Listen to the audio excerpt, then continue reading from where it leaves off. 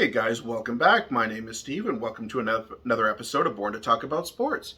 Today I'm going to talk about, it's kind of in the air right now, is sports drafts, entry drafts. NFL just had their 3-day marathon about a month or so ago. NHL and NBA are due to have theirs within about a month or so. And Major League Baseball is due to have theirs in a couple of weeks as well.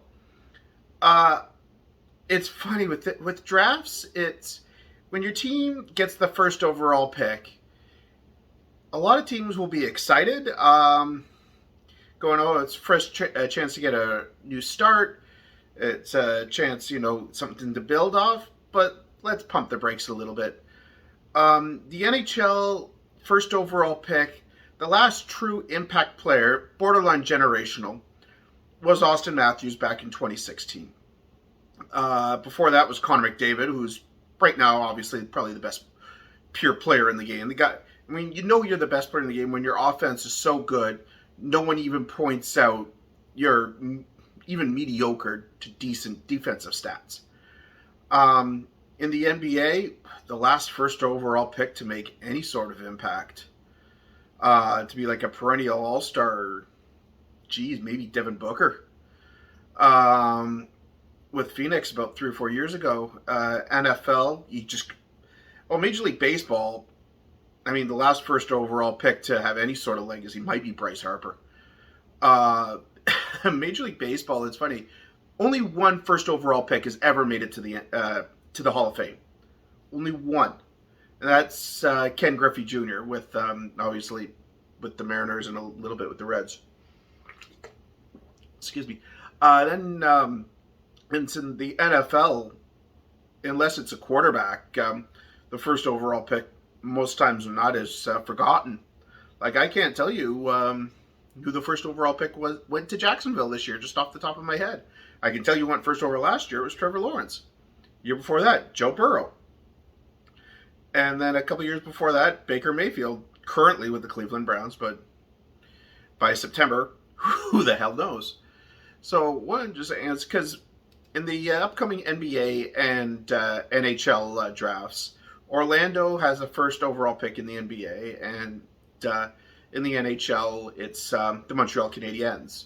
And the draft is in Montreal, so that's going to be a nice little thing. They get the big ovation to start, and then we get going into the draft.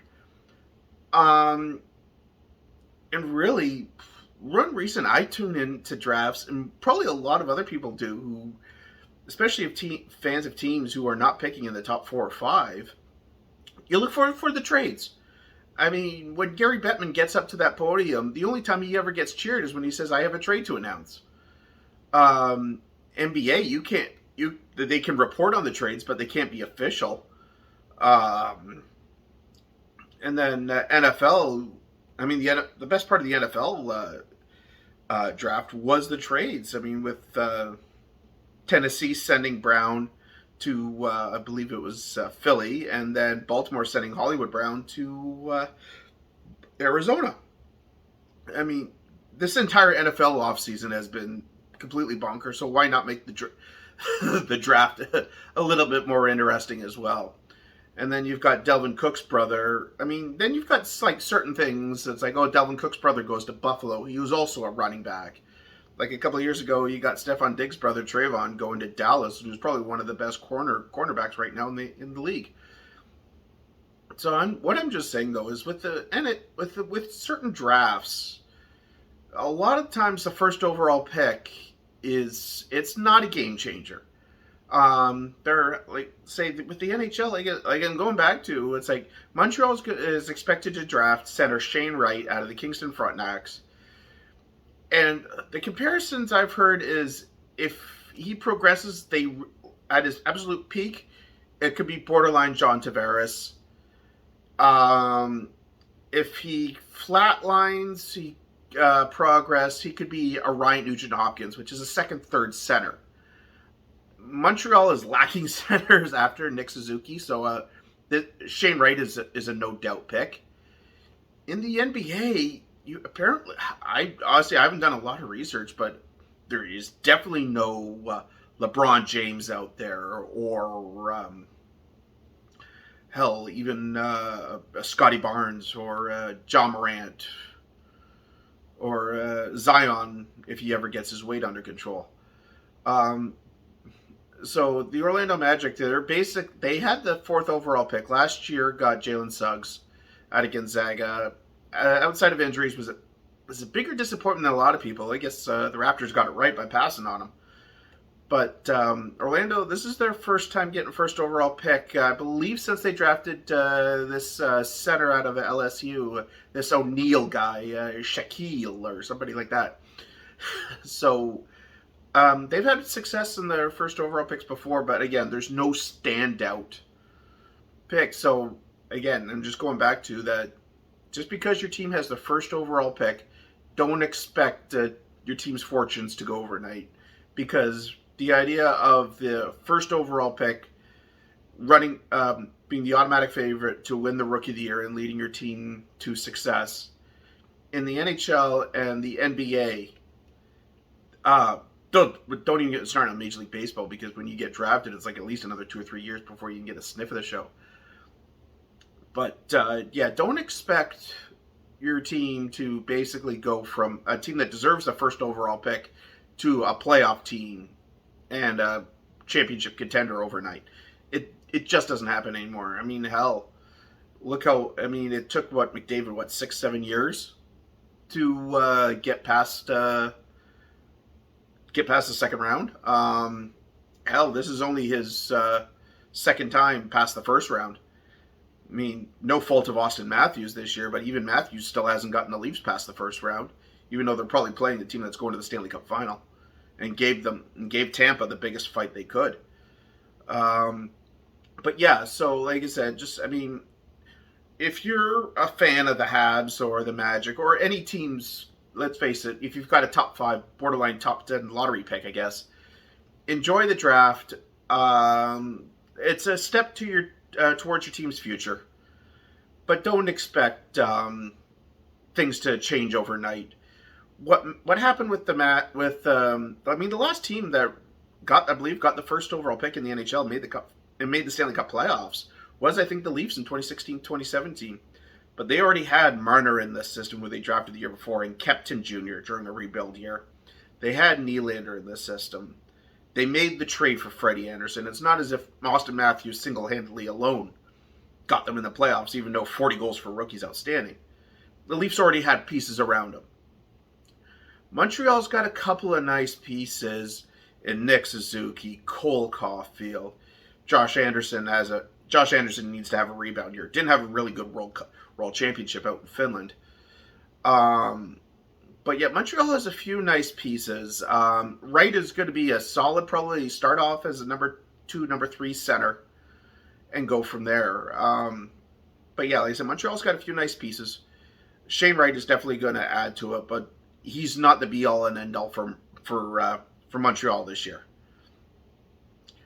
And then I'm just going to talk a little bit. Well, we got the NBA Finals are officially set. I believe Game 1 starts Wednesday in Golden. I think it's in Golden State, if I'm not mistaken. With Golden State Warriors back to the NBA Finals for the first time since 2019 versus the Boston Celtics, who haven't been there in about 15 years, I believe. It should be a very good final. Both teams are excellent shooting teams. Boston's a little bit better at defending. But all in all, I do think Golden State wins this series in 6. Don't be surprised if it goes 7. Boston's one of those teams that can bite, kick, and scratch their way. I mean, Jason Tatum's probably having the playoffs of a lifetime.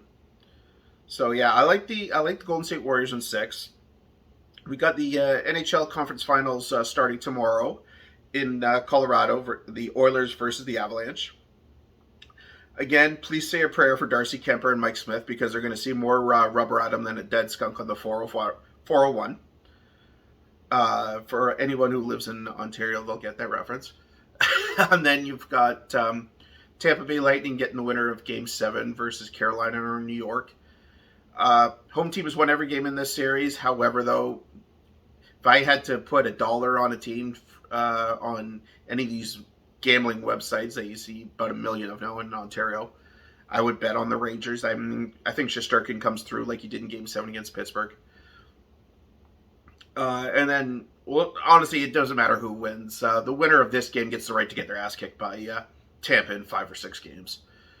And the only reason I think it goes that long is Tampa will be having almost a week off and might be a little rusty versus a team that only has a day off and keeps the momentum going. So yeah, like this video.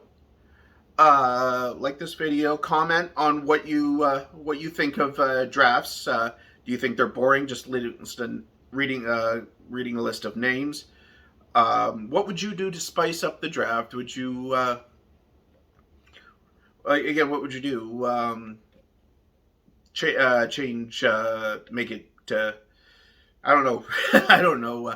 Change cities every year, like the NHL does. NBA is always usually in New York, from what I'm gathering. Um, I like how the NHL kind of does it with their own team announcing the pick as opposed to the league commissioner. But yeah, give me your thoughts on drafts. Should they just be done without the fanfare and just teams announce their picks, and then it's just fed into the media, and just get rid of the old pomp and circumstances, just get it over with? Because most with the NHL and NBA, let's face it, more teams are interested in what happens a week later, and that's free agency. Yes, again, thoughts about drafts, and also your NBA final and eventually Stanley Cup playoff predictions. Again, like this video and tell me what you think. You again, use the hashtag up here, Born to Talk About Sports, or hashtag Born Sports, and tell your friends.